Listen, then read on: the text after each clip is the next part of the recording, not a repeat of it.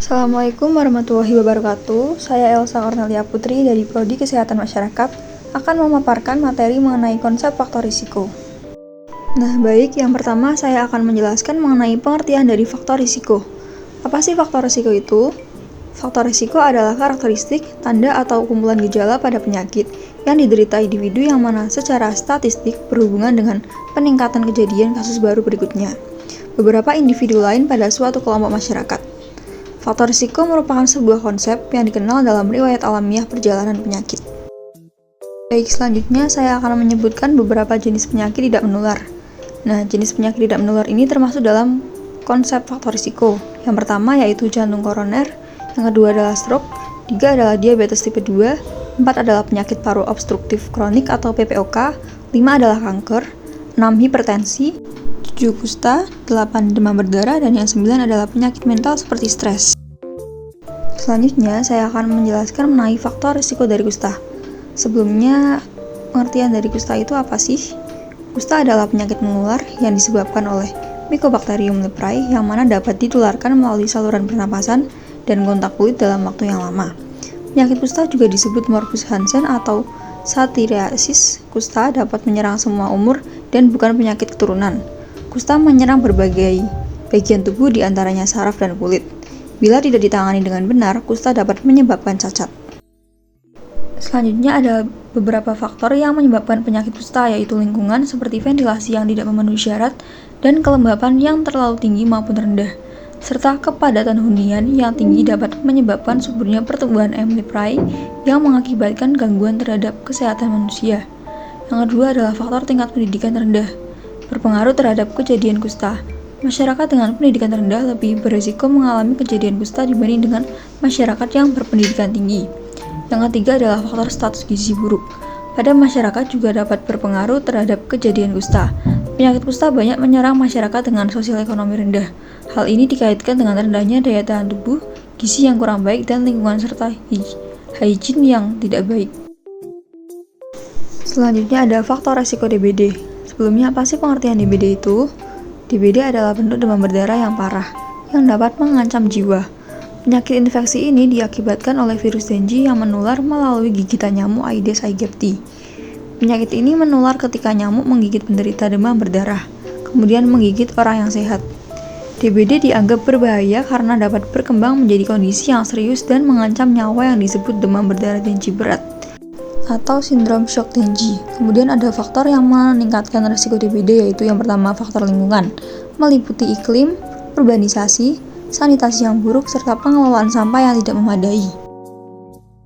Selanjutnya faktor risiko DBD yang kedua yaitu faktor individu, yang meliputi usia, riwayat infeksi Dengue sebelumnya, status kesehatan, kekurangan gizi, serta ras dan etnis.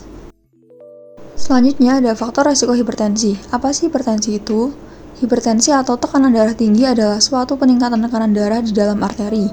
Secara umum, hipertensi merupakan suatu keadaan tanpa gejala di mana tekanan yang abnormal tinggi di dalam arteri menyebabkan meningkatnya risiko terhadap stroke, aneurisma, gagal jantung, serangan jantung, dan kerusakan ginjal.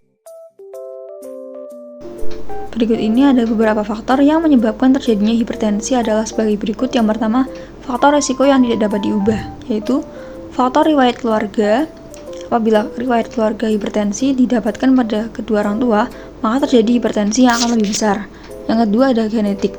Peran faktor genetik terhadap timbulnya hipertensi terbukti dengan ditemukannya kejadian bahwa hipertensi lebih banyak pada kembar monozigot daripada heterozigot.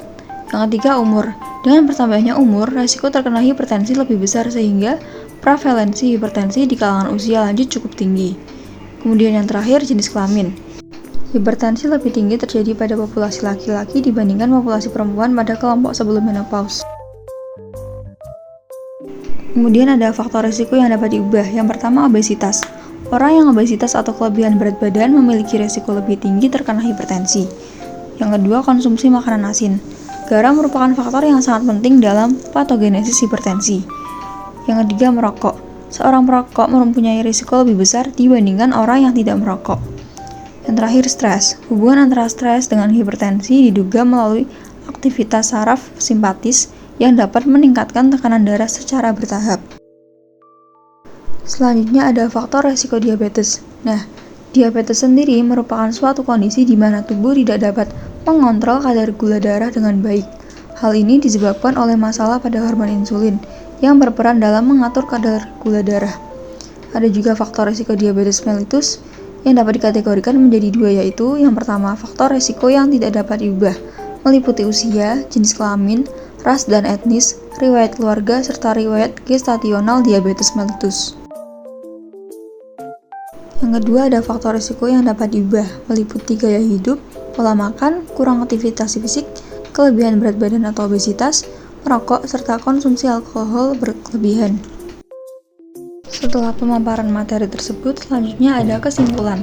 Kesimpulannya adalah faktor risiko adalah karakteristik, tanda atau kumpulan gejala pada penyakit yang diderita individu, yang mana secara statistik berhubungan dengan peningkatan kejadian kasus baru berikutnya.